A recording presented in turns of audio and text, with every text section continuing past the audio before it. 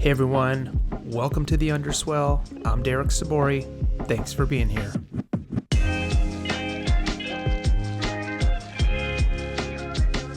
Live in 5, countdown's done. We're live. Chris, how are you? Welcome to the show. Hey Derek, thanks for having me. Yeah, thanks for being here, and thanks for taking your summer afternoon, your Friday, to sit and have some conversation, talk about careers, talk about your new agency, your new launch, all sorts of fun things going on. But give us, how's the day going so far? It's going well. We've had some in-laws in from the East Coast, and so they used to live here in California. Now they're just visiting to come out for some time to visit with the kids and the family. And so we had some breakfast this morning, and now I'm, cranking with you and cranking on my day. Nice. And they're probably sort of on the sidelines. Like, as soon as you're done, we got to get back to family activities. So get you back into the game here, huh? Maybe. Maybe. Chris, where are you calling in from? Where's home? I know you're not too far from where I'm at. Yeah, Laguna Beach, California, in southern Orange County is home.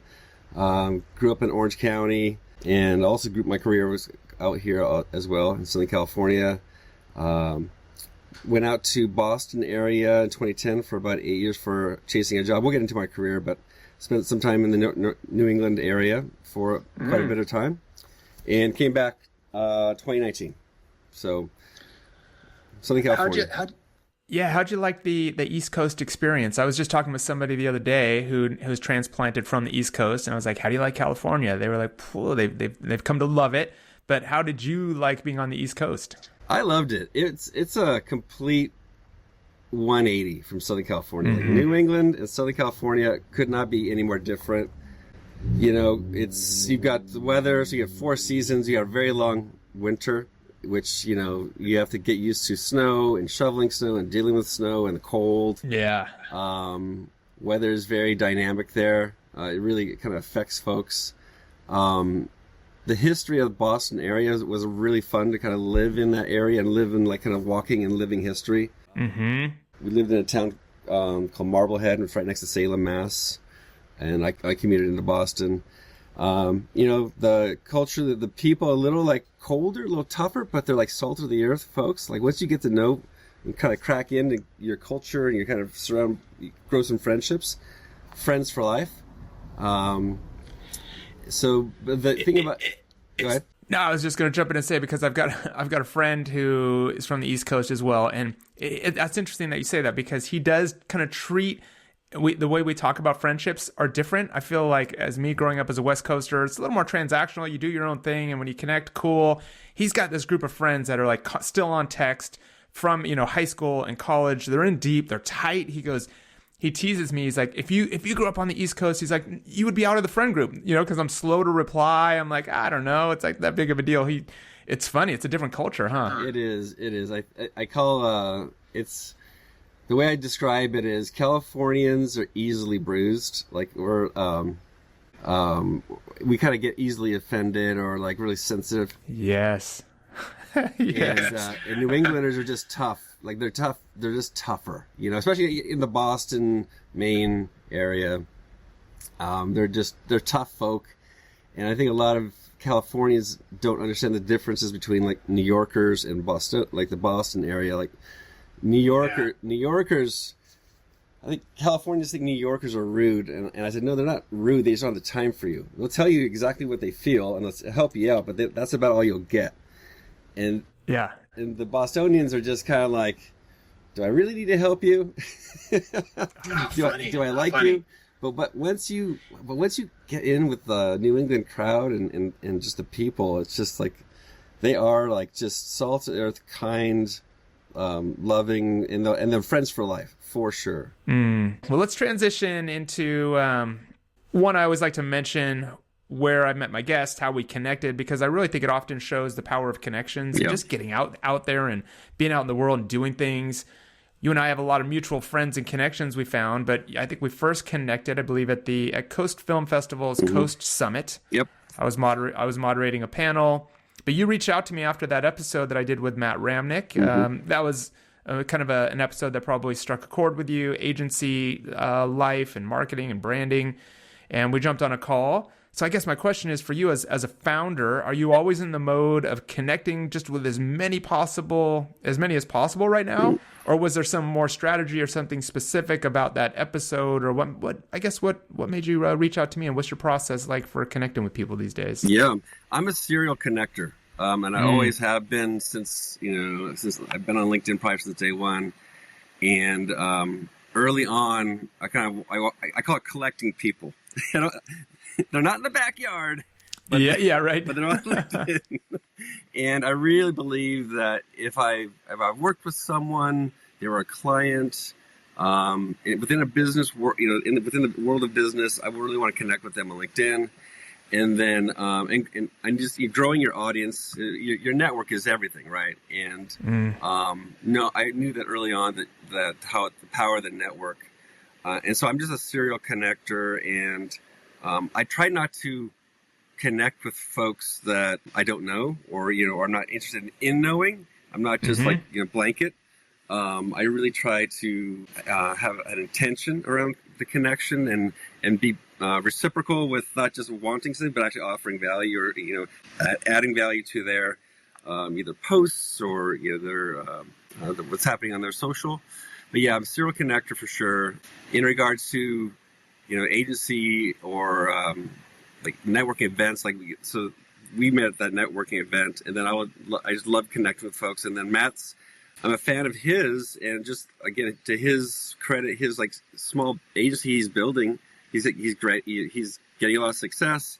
I reached out to him. I said, hey, you're local here in Costa Mesa. Let's grab some coffee. And I really appreciate it. He said, yeah. And so we sat down, had a coffee. He's talking about how he's growing his agency. He gave me some tips because I was at that time. This is last year. I was starting to set up what Captain would be, and I was really kind of doing a lot of groundwork, hopefully learning, getting some insight about small business and small agency life and tools, etc. And he gave me a bunch of tips and tricks and things to read. So yeah, for sure, it's network with intention, and then also just to kind of on the back side of that, I would say create space in your calendar to meet with people, both selfishly, you want to meet them, so you should be able to try and fill 10% of your week with trying to connect with people, both in real life and on having a dialogue, but also people are going to reach out to you as well as your network gets larger, and hopefully your success grows. Your folks are going to want to reach out and connect with you and have a virtual coffee with you, and I would suggest to try to take those calls. It is hard, but I think everyone can spare 15-20 minutes for anybody. So I think it's really important to do that. Yeah, so it sounds like be intentional with it, really carve out time, like you said, for it. I think that's great. I had a guest that was on a couple weeks ago. We started talking about networking, and he said, "I hate that word networking." I'm not gonna tell you why yet, but I guess what does that mean to you? How do you approach networking? And you mentioned connecting. You're really kind of referring to it as connecting, but does that resonate with you? Hating that word networking, or would you push back on that? No, I don't see that as a 4-letter word at all. As long as it's intentional and not 100% selfish, I think it's just so important to be, your network is everything, and you got to work your network. And I don't know. I would say 80 to 90% of your potential future business will come from your network. And then as long as you deliver, and that network will continue to grow, your reputation will continue to grow. And that way you don't have to spend so much time on the cold side of sales. Everything is a warm lead, and you've got a reputation for something, and that's how you grow. And a lot of small businesses actually have most of their success just from their network. Yes, that is so true, and I would almost say that that's percentage rate is probably in the 90 to 99% tile, I would say. Yeah. I heard something interesting the other day. Speaking on that point, somebody might push back and say, you know what? Well, I really want to get that job on my own, or I really feel like I should do the hard work and do it on my own. But it's that. I think that's a false, set of a false belief, because that is the point. You're still doing it on your own if you're doing making those connections, building the network, building relationships that you can rely on. It's so important. Chris, you've been busy, I'm sure, in startup mode as a founder. You're wearing a lot of hats. You're keeping a lot of plates spinning. Tell us a little bit about Captain. You just mentioned that, and what these last few months leading up to the launch have been like for you. Sure. Captain is a category design, category strategy studio agency. What that means is I really focus on the strategic portion of my client's business first. So that's like brand strategy, corporate strategy, solving big problems that the C-suite has, and then helping them get to clarity, helping them solve those problems, and then that starting to translate into execution. So it's a subtle shift from, say, like maybe a design studio or an advertising agency. I've worked in the agency environment for 25 years, and what was always curious to me is that the agencies and the design studios are always at the end of the ask. Like, okay. The companies have problems, and they figure out the strategy, and they make the product comes to market, and then they finally look for an agency or a design studio to help execute maybe a campaign or a visual ID. But the agencies and design studios aren't usually asked to participate early. And what happens is I'll just say advertising agencies tend to be beholden to CMOs in the marketing teams. And then once we've done all that work, we present to the CEO, and he could be like, well, I don't like it. He comes in late, or that team comes in late. And it's also very executional work, where I think execution has become, and creativity is starting to become very commoditized with AI and digital products. And so the commoditization of design great design is good design is getting very easy to get. There's easy access to that with a lot of digital tools, AI tools. Great design is always going to be like, I don't think the bots are going to get there quite yet. But having that opportunity to be as upstream with the real problem that your client has that's keeping them up at night, especially in that C-suite founder mode, that's where Captain wants to be a partner. Sorry, that was a very long-winded answer to that question, but no, it's good. It's good, and we'll continue to unpack that and kind of dive deeper into what you're doing and how you're working with clients and what you're hoping for. There's a lot in there, and today I want to talk about you going out on your own, making that bold move. When we first talked, you spoke about creating your own IP, which I think is really important. Yeah. What it takes to build a strong brand. We'll talk about doing challenging things, the power of clarity. That's some of the messaging that you use. And I love this. And then why you say even captains need captains. So yeah. We'll get there. But I do want to, you're the founder and the chief creative officer at Captain. Like you just said, you're a strategic and creative partner for ambitious founders and executives in search of clarity and vision and transformative growth. But this seems to be the first time for you going out on your own. Is that right? How's that been? Yeah, officially. Again, working, I'm agency for my whole career, and so I've probably had 3 big jobs over my career, and then there's like windows of time in between where you're freelance or you're a consultant, and you're working for yourself, but you're really like again kind of playing the waiting game, waiting for a freelance opportunity to come up, or waiting to like help an agency out. I've worked for very large agencies and very small agencies as well, and the smaller agencies actually allowed me to see the mechanics of business and the machinery of the business, and seeing the SOWs and ROI and the and how the business is basically framed and how it works. And that was that was really what I needed to kind of be like, I can do this now. And especially with AI, we can get into that later, but like, you as a solopreneur and as someone who wants to keep a very low overhead and create a smaller team, it's very easy to do with the tools, and you need the talent. And I've got tenure, and I've got a lot of experience. So I'm kind of a Swiss Army knife of agency or design studio. So yeah, it's been fun. It's been fun, interesting last year. Yeah, I bet. Did you mentioned, though, kind of getting all that experience, building sort of your portfolio and your bank of knowledge, if you will. Was there always sort of a hope of going out and having your own agency, or like when did you know the time was right, and when Yeah. did you know that you're like, hey, I've got the tools now, I'm ready? I think for sure that came very clear last year, but I would say probably 2010 was when I probably should have started, you know? Mm. I Why think is that? just start earlier, you know? Yeah. I probably have, I'm definitely guilty of trying to make sure that I know as much as I can, and hopefully that sets you up for less failure. But I think Hmm. once you start, you just start, and then you start to learn, and give yourself grace for not knowing or misstepping or screwing up or whatever. But I probably should have started a lot earlier. But that's okay. You start when Yeah. you're. I think you start when you're ready. You know. Yeah. I want to know, Chris, and what's funny when you say that, I can't help but think of, speaking of Matt Ramnick, his episode, that was one of his big takeaways Yeah. was start early, start before Yeah. you think you're ready. So, but hey, like you said, you are where you are. Yeah. We are where we're at. Let's take it all the way back, though. I want to know, how'd you get into this line of work? Does it start with your advertising and design degree from Cal State Long Beach? Were you always a creative person?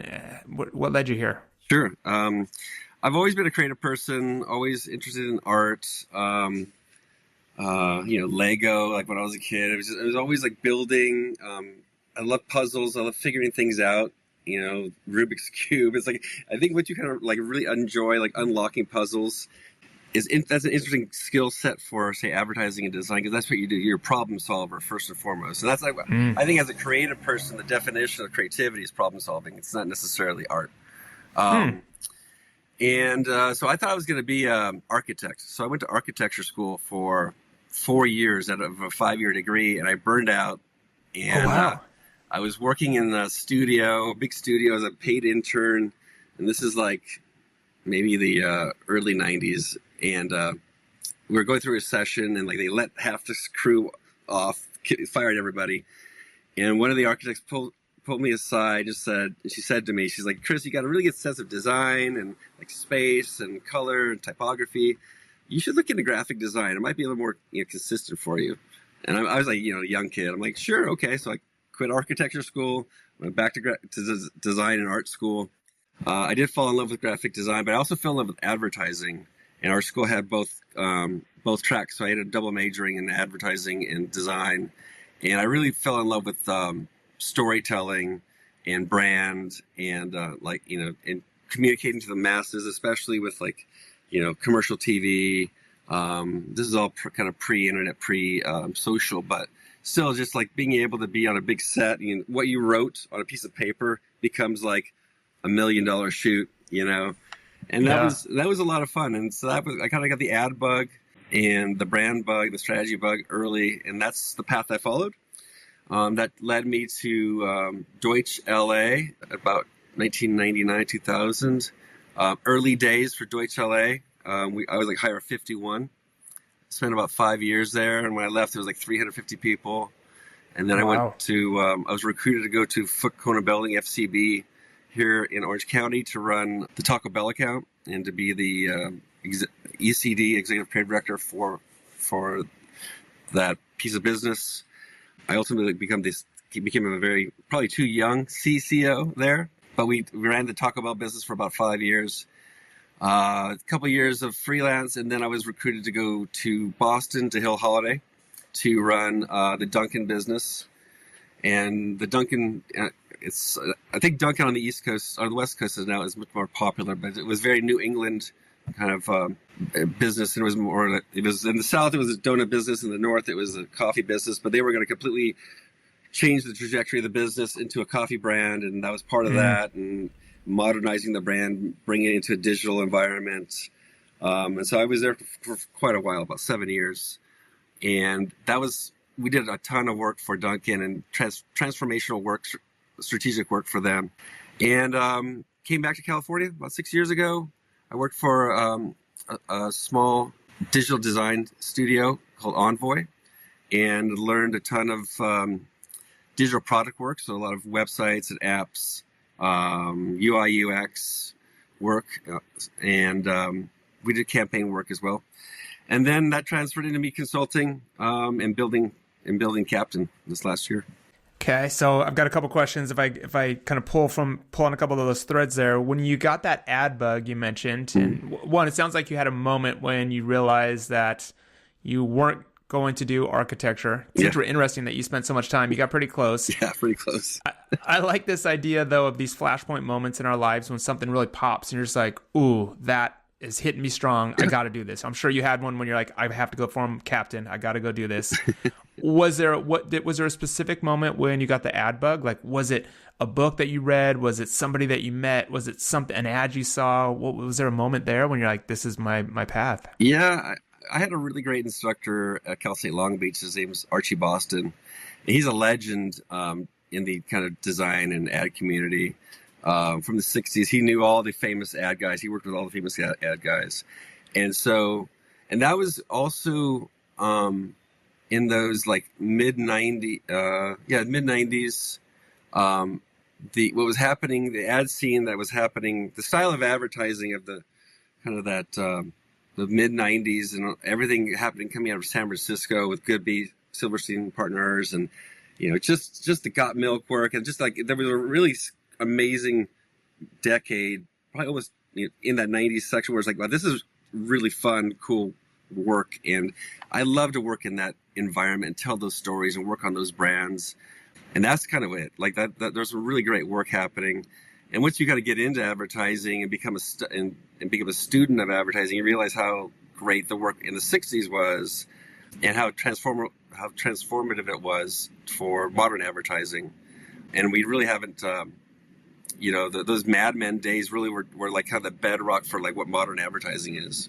Yeah, I was gonna allude to that, so I'm glad you brought that up. I guess for those that maybe sit outside of this space, they don't know the space very well. They don't necessarily know what a design director, a creative director, or a CCO does. Yeah. Give me a little sense of why that space is so important and what you do in those type of roles. Yeah, may I just speak to the advertising, hierarchy of the org chart. There you've got a head creative person, that could be a chief creative officer if you have a big agency, executive creative director if that's a smaller agency, and they're responsible for the creative product and the team, and making sure that the work is to a certain caliber and of the style of that particular agency or ownership. And then below the ECDs, you've got group creative directors, and they run either a group or maybe a handful of clients. And then below that, you've got creative directors, and they could be independent by themselves or partnered. And then you've got maybe the skill level or the skill, which is like the art side, maybe art directors, maybe designers, and then copywriters. And so in the ad hierarchy, in that ad org chart, the copywriters and the art directors are a team. And that's a classic creative team, and they're in charge of developing the big idea, the big concept. And the art directors are obviously kind of in charge of what the look and feel is, and then the writers in charge of like the storytelling or the voice. And then those teams create all the work, and then they present all the way up that kind of hierarchy. And again, in a classic large agency, you've got so many layers. I think it's changed dramatically over 20 years, where like teams have gotten leaner, especially like now me with Captain. It's like I'm a solopreneur, and I could do a lot of that work with a partnership of AI and a partnership with like freelancers. But that's the traditional model. And so designers and art directors they're two different skill sets. Like designers are probably more graphic design and brand look, and art directors are more like idea people. So there's some kind of subtle differentiation there between those two folks. Okay. For you, I know I've read this. You've got this in your LinkedIn bio and your brand tagline, but it's our aim is to make your brand terribly tangible. Yeah. Tell me more about that. Walk me through that. What do you mean by that? To me, it means we want the brand to pop and really feel tactile. I think just stand out, like really have a visceral reaction to the brand. And hopefully the work, if it's either the visual ID work, it's like the brand design, or it's the storytelling advertising work, we want a reaction out of a potential consumer or someone who's engaging the brand. And that's bringing a brand to life in in the world is like you want it to be sticky and connect with folks. And I think that's that tangible piece, like actually making it tangible, even though it might be digital. It's a way to make it memorable, and just there's a tangibility to it, especially with like new to world brands. If we're bringing something that's like never existed before and we're building it from naming, logo type, visual ID, photography, we're actually creating tangibility with the process.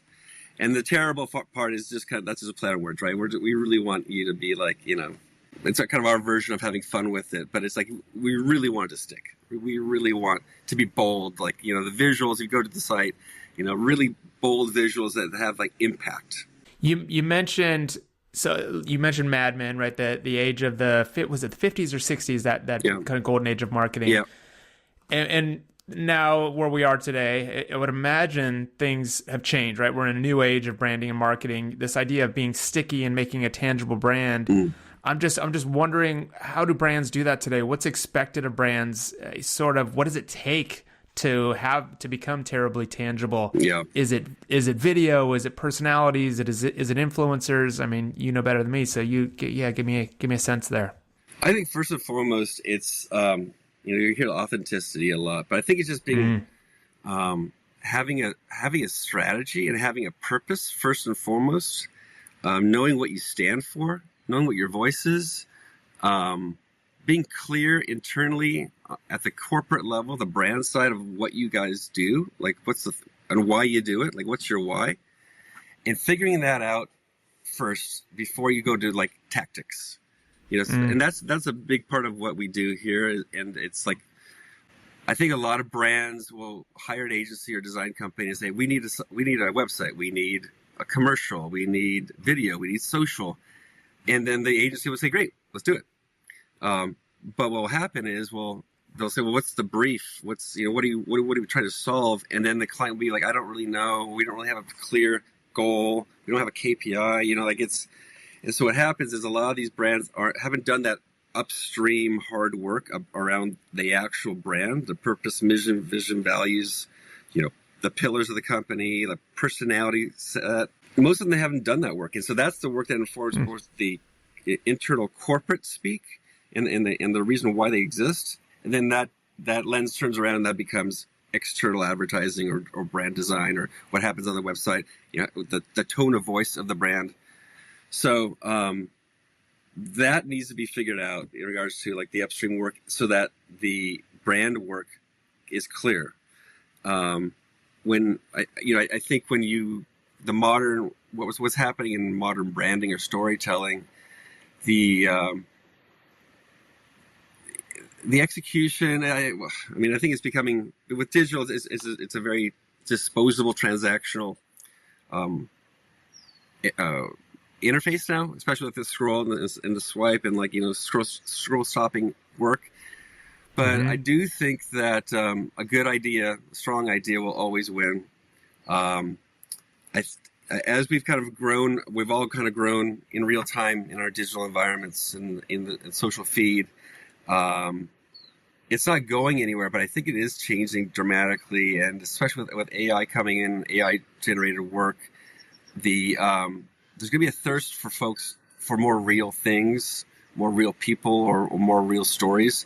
And like authentic real stories are always going to be the most sticky and the most relatable. And so however that is portrayed, if that's still like on quote unquote TV, or if that's in your feed, or if that's a stunt, or if that's an activation, that's always going to be paramount. I like what I'm hearing, because I'm hearing it's there's still room for humans. It's a human-centric approach. That authenticity, good ideas always win. Is the work, you mentioned kind of agencies downsizing, and I guess now this is more geared towards just the industry as a whole. Your role, your type of work. You're going out as a solopreneur. For people that are maybe knocking on the door of this industry, maybe want to get in, they're getting ready to graduate from college, whatever it might be. Yeah. How is this industry changing, and what should people prepare for? So it's changing. It's changed dramatically, especially over the last 2 or 3 years, in regards to agencies downsizing, budgets getting smaller. Maybe the dynamic of an agency becomes an in-house agency and a brand. So specifically to, let's say, new folks coming in, I don't know if I want my kids getting into advertising right now. Tell me why. Because it's a super competitive environment, no matter what. Even like 20 years ago, it's competitive. It's just a competitive space, but so is business. And so what I would say is there's a lot you can learn on your own. Definitely be a study of classic advertising or just advertising design. Be a student of it and have a passion for it. And I think that once you study the work of, whatever, the 50s and 60s, and then maybe the 90s and the 2000s, and you realize like, oh, I still want to do this. I love telling stories. I love, getting people to be motivated to buy something or be impacted by storytelling. Then you should get in the business. It's a fun business. It's changed, but there's still opportunity for new creators and new storytellers. And I think there's more opportunity now than ever for someone to start their own business, like, again, with the tools. The biggest, I think,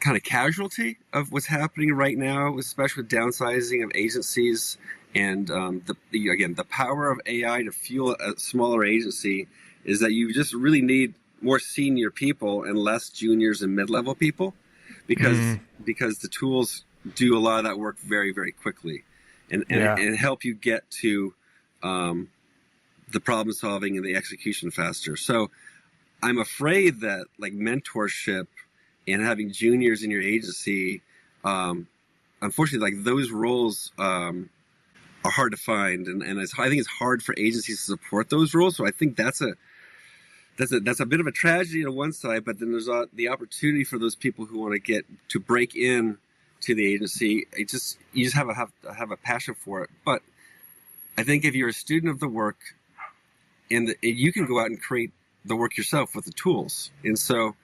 Maybe even getting back to the beginning of the conversation about networking and reaching out to people you admire and the type of work that they've made. And I would encourage those senior folks to kind of give back and create time for these kids and young people that want to get into this business. And I'll give away my time for free to mentor anyone who wants to immediately either look at their portfolio or give them advice in regards to the agency world, or like, where should I go? This is my skill set. I mean, I will always make time for those people for sure. I think it's a little bit of a weird time right now. But if you think you'll love advertising, which is separate from design, but they kind of get lumped together. Just if you're in love with it, you go for it. There's plenty of opportunity. You just you gotta just be tenacious, have grit.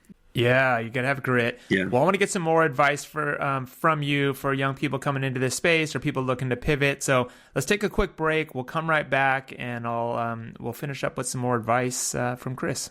Hi, everyone. I hope you're enjoying the episode. I'm always so inspired and motivated by these career stories, and I hope you are too. And I wonder, are you looking to be featured on the show? Each week, I chat with an invited guest who is an expert in their space or who has compiled a stellar resume. If you fit that description and are interested in being a guest, just hit me up at Derek Sabori on LinkedIn. And here's something else to consider. This show platform is for hire. I build professional and personal podcast profiles for people who are looking to stand out in a crowded marketplace. You've heard my guests say it's your personality, the way you connect with people, and your ability to relate and communicate that will help land that next job, client, or customer. So let's show off your personality, not just your resume, and let's do it on a podcast. Head over to theunderswell.com to learn more. And now back to the show. All right. How was that? That's going pretty well. I think we're having fun. Yeah, definitely having fun. We're always that's the whole point of this, Chris, is just to have fun. Well, hey, we're back. I'm back here with Chris D'Amico, and right, I didn't even ask, Chris. Is it D'Amico? Right? You nailed it. You're like one of the first. I got it right. Sabori, I assume, right? Sabori. Yes. Yeah. It gets butchered. D'Amico. It's Demisio, DeMarco, Domenico. My German grandmother said D'Amico. Oh wow! But D'Amico, and if you've known me long enough, it probably becomes D'Amic. Okay, all right. Well, that was good. This is a good tip for up and coming professionals. Like, always do a name check before you go out and say it. So For sure. that was on me. That was a case of example. Chris, what do what advice you just kind of said? Gosh, and I think you're alluding to casualties of the industry. I think we're seeing that across the board, right? Yeah. Sort of those entry level jobs are kind of getting eaten up because the tools are now so strong. Yep. Like you said, you can go out and start a company way easier than or an agency way easier than you ever could before. So the tools are there. That's wiping out some of those entry-level mentor type jobs. Yep. So what advice would you give to someone who's really, I guess, you gave some advice already on the specifics of advertising and marketing the industry, but I guess somebody looking to put together a career like yours, they want to be a creative director or a CCO. They want to build a pathway like yours. I guess, what does it take overall? If you look back, pull out 35,000 feet, like what did it take to get where you're at today? First and foremost, have a passion for it and a student of the work. And you might, if you want to be in advertising, there are still advertising schools that are outside of like a collegiate experience where it's like a portfolio school, and you go there to get fake assignments and build a fake portfolio of work. And that portfolio of work shows someone like me that you can think and problem solve, storytell, have a unique point of view. And that's all free. Like, anyone could do that. And you can either go to a portfolio school to do that, or you can just do that on your own. And that could be, you can do that. There's some actually great online schools. You can reach out to me directly. I can send you to a few. So a passion for the business. You have to get some work that's interesting, that it doesn't have to be real, but it has to be like curious and unique, and have a different point of view.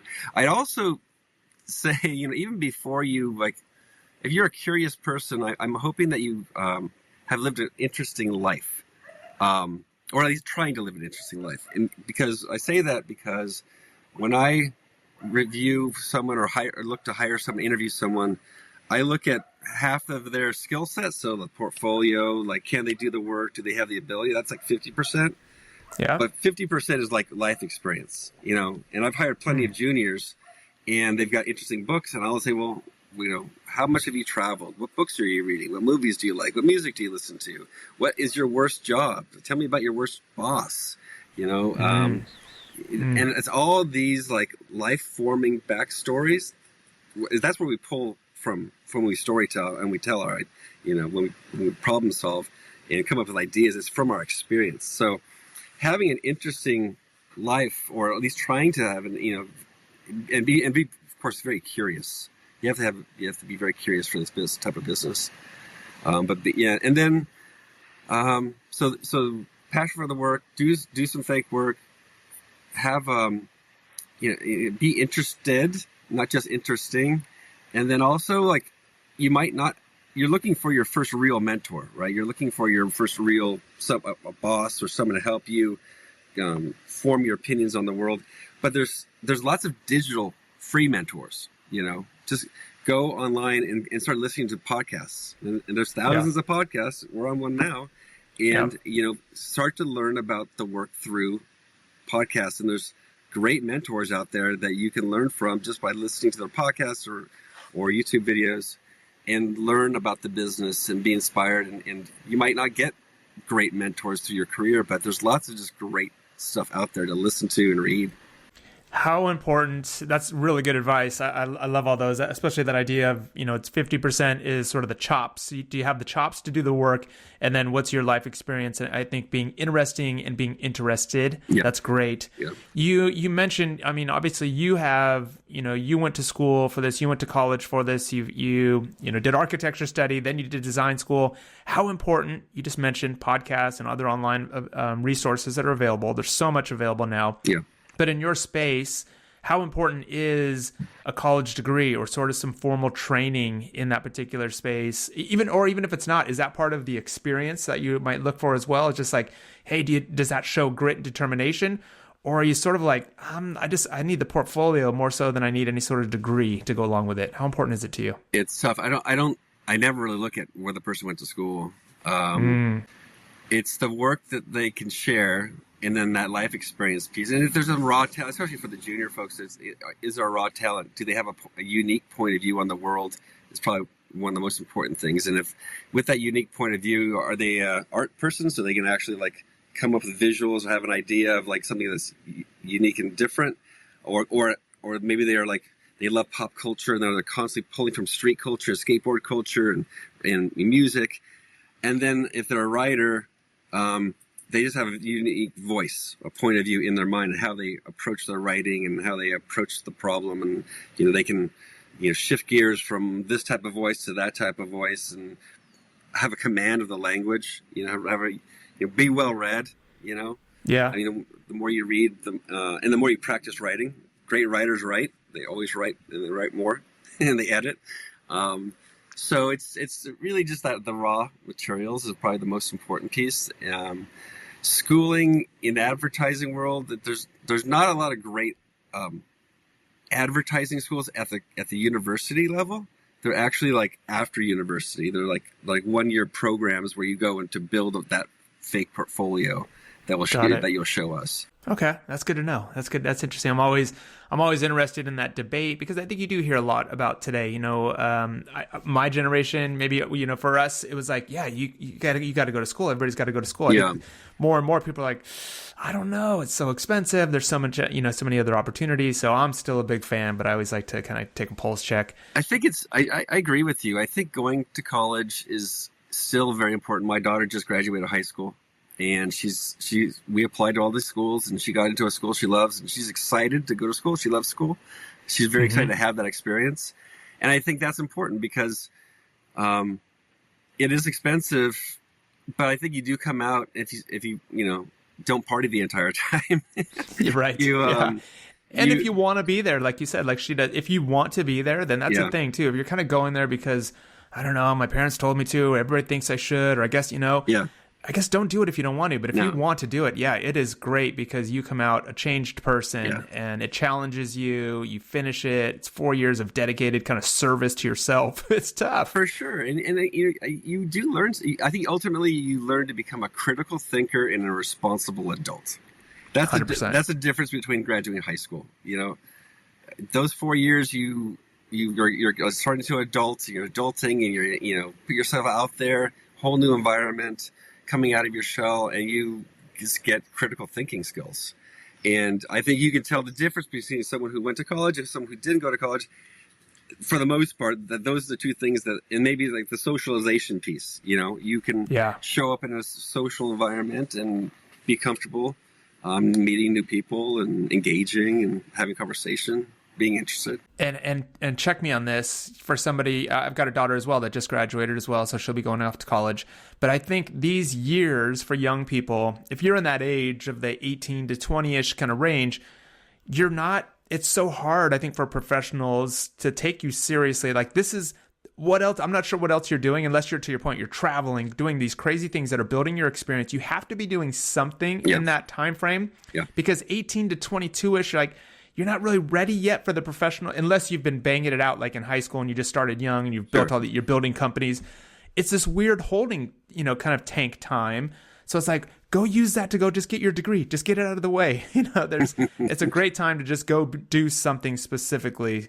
So do you agree with that? I think it's tough to hire young people, right? Yeah. I think getting through college is there's you're accomplishing something just by doing that, right? And a lot of times you're finally in command of your own destiny, where like before your parents were helping you out with everything, and now you are figuring out your caseload, your workload, what type of classes you want to take, and again, doing things on your own, having independence.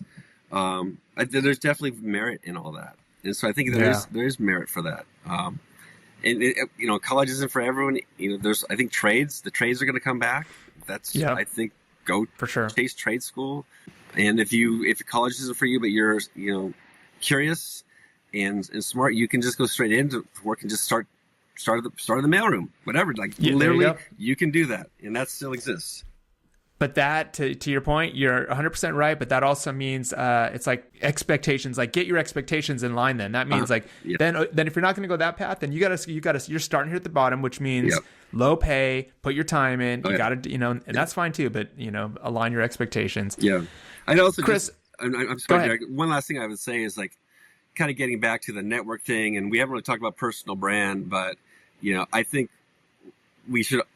That's one thing that all parents should be instilling is that we all have personal brands. Like it's the Derek Sabori brand, the Krista Miko brand, and you really want to continue building that and shaping that. It's find your authentic self and your why and like your voice, and never change that, and just continue to like grow that voice and grow that personal brand. And that's what's going to be that's what you're going to be known for that. And then especially like on social, it's something that you can actually leverage. Yes, that's a really, really good point. I think especially today, in today's economy, today's job market, your strength of how you're perceived. Like for me, I've become sort of the sustainability guy, and the guy with an interesting kind of winding career. But you're right. So you're always adding to that portrait of yourself. Yeah. And it's so important to kind of have some intention in that and kind of always be Yes. steering it in the way that you want to go. Right. For sure. Yes. Yeah. Yeah. That's a great point. If you look back on, let's say, the last 5-10 years or so, you look at the professional decisions you've made, what would you say some of the biggest lessons, the mistakes you've made, the biggest lessons you've learned? What's sort of a common thread between it all? What are some big takeaways from your journey? Yeah, I mean, it probably goes back to starting my entrepreneurial journey earlier.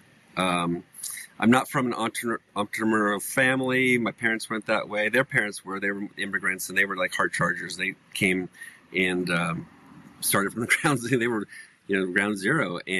But then there's a layer of I wasn't exposed to that. I don't think within our kind of family group, I was exposed to a lot of what being an entrepreneur was. It was just kind of like go get a job, work for a place. And as I've become a study of business and entrepreneurs, just like watching kind of what's happened, especially with just like new to world brands over the last 10-15 years. I think for me it's like I should have started earlier. I had opportunities where there's time between two jobs. I probably could have started an agency. I could have done it, or started a company in a passion project, or created some IP. I know you want to talk about IP, but I think that starting earlier would have been a thing, and also because trained as a designer and a marketer, brand person. Like I have it in my head to take from nothing and create a product, and then with that product market it and distribute it. So like to build a business around maybe a tangible product. That's something I still want to do, for sure. Like again, having intellectual property was once I understood what that meant, and executing that, having equity in something like those are my friends that were had their own businesses and have their either had intellectual property in regards to an entity or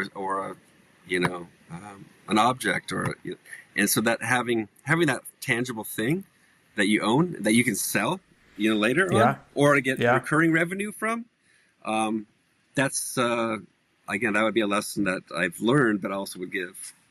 It's good advice because and to get to your point of getting started early, that is another thing for young people, because it just takes time to build things. It does, right? Whether you're starting a band or a brand, a company, you start small. If you're a writer, if you're your story, whatever it is, it's going to take time. So the sooner you start, the better it's going to be. Yeah. I want to end with a couple things here, Chris. One, you've already given some great advice. I think you boiled it down. One of my questions is sort of 3 things to keep in mind. So if there's anything else you want to add for sort of like, hey, keep this in mind as well. Yeah. I want to open the mic here for you for sort of anything goes, whatever's on your mind. But I also want to prompt that, this idea of even captains need captains. Yeah. What do you mean by that? Because I think that's a really cool phrase. Yeah, captains need captains is kind of my way of saying, and it's true. Like I found that as I served, like if you're in the creative services space, we are in service to our clients, and ultimately the agency or you're in service to the leaders of that client, that brand, and I found that at the leadership level, if it's the founders or the C-suite, the CEO or the CMO, it's a very lonely place to be. And I've led agencies as a chief creative officer or the head of creative, and it's like you become kind of siloed, and you're like expected to be perfect and nail it and land the landing and know everything. But hopefully you probably don't.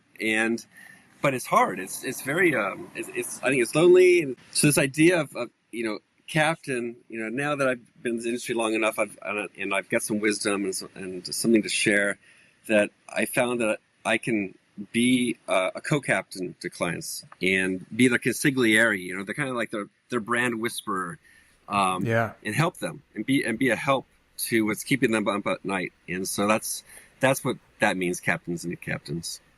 Yeah, so it's almost like it's something to keep in mind, to remember that even as you get to the top, it's like, hey, there's always room to bring somebody else in to act as your co-pilot. Yeah, I like that. Coaches, and be open to that. And and hopefully, again, don't park the ego and be open to either new thinking, maybe some criticism, some honesty, and then that's me grow. Mm-hmm.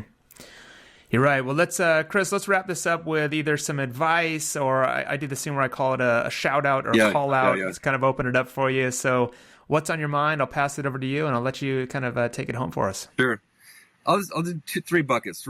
First bucket would be I think what people, especially juniors, maybe need, and we talked about it. I think curiosity, empathy, patience, tenacity, and grit. That's what you kind of need if you want to work in this business, with curiosity and empathy, number one. I think.